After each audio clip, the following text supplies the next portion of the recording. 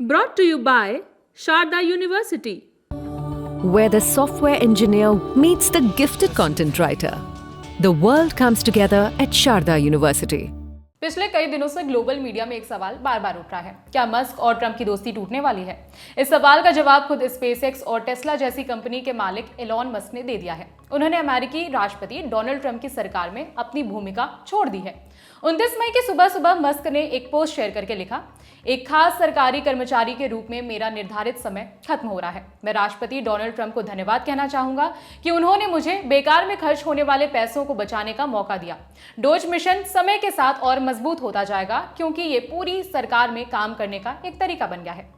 Trump से अलग होने की घोषणा से 2 दिनों पहले अमेरिकी मीडिया संस्थान सीबीएस न्यूज ने एलॉन मस्क के इंटरव्यू का 30 सेकंड का एक वीडियो क्लिप शेयर किया था। वीडियो में मस्क साफ शब्दों में ट्रंप के बिल की आलोचना करते दिखे थे। मस्क ने कहा था, मैं स्पष्ट रूप से कहना चाहता हूं कि भारी खर्च के बिल को देखकर निराश था।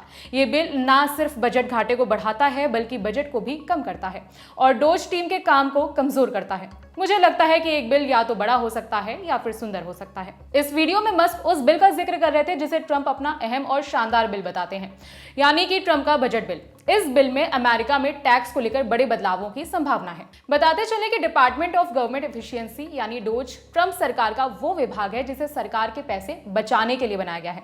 इस डिपार्टमेंट को संभालने की जिम्मेदारी दी गई थी एलॉन मस्क को।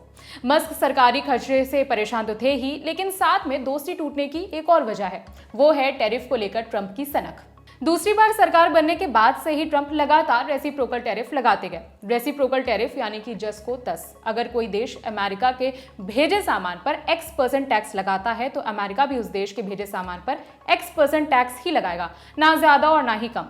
ट्रंप का यह कदम मस्क को रास नहीं आया। वॉशिंगटन पोस्ट की खबर बताती है कि 5 और 6 अप्रैल को मस्क ने डोनाल्ड ट्रंप के साथ एक मुलाकात की थी। उनसे आग्रह किया था कि वो अपना टैरिफ वाला प्लान वापस ले लें, लेकिन ट्रंप नहीं माने। भारी टैक्स का बुरा असर मस्क की कार कंपनी टेस्ला पर भी पड़ रहा है और ये दोनों के मतभेद का एक बड़ा कारण है।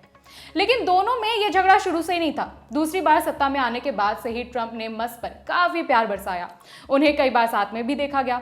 ट्रंप बार बार मस्क का जिक्र करते रहे और उनमें अपना भरोसा दिखाते रहे। और दूसरी तरफ मस्क ने अमेरिकी सरकार में उथल पुथल मचाए रखा।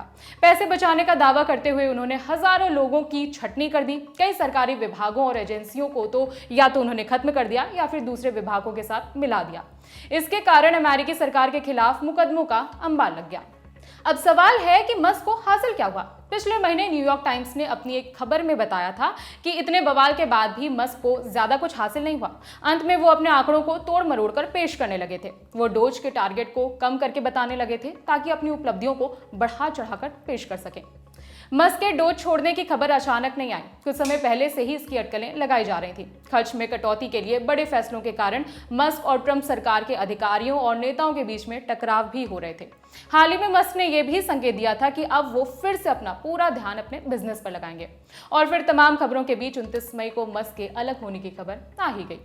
मस्क के इस फैसले पर आपके क्या विचार हैं? कमेंट करके बता सकते हैं। खबर जुटाने में मदद की है हमारे साथी रवि सुमन ने। मेरा नाम है विभावरी। जाते जाते एक और जरूरी सूचना, guest in the news room में इस बार आपसे मुखातिब होंगे जाने माने क्रिकेटर चेतेश्वर पुजारा और उनकी पत्नी जो लेखिका भी हैं पूजा पुजारा। सौरव द्विवेदी के साथ इस मजेदार बातचीत में MS धोनी, विराट कोहली समेत तमाम दिग्गजों को लेकर अंदर की बातें पता चली।